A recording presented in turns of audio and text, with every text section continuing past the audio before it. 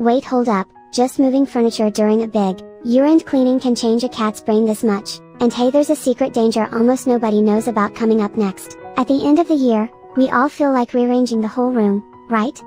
Desks, shelves, sofas, everything gets shifted, and your cat, sitting next to you, is staring wide-eyed. That's actually a sign that the map inside their brain is getting scrambled. Cats remember their home using smells and the paths they walk every day, so when furniture moves, the shape of their world suddenly changes. But it's not just confusion, their stress hormones shoot up, too. That's why they cling to you more than usual or suddenly hide. But the real reason their heart pounds, it's not just the furniture. During big cleanups, people make more noise, and bigger movements than usual, right? To a cat's super sharp ears, that's like hearing everything 2 or 3 times louder. For us it's just, okay, time to move this. But for a cat, it's the whole world is shaking. A spot they trusted a minute ago suddenly disappears. Of course they're like, what just happened? You can imagine this part, but the scary thing comes after that. Right after furniture gets moved, cats are way more likely to get into accidents, stepping on stuff that fell, getting stuck inside closets, even getting shut in somewhere by mistake. These incidents spike at year's end,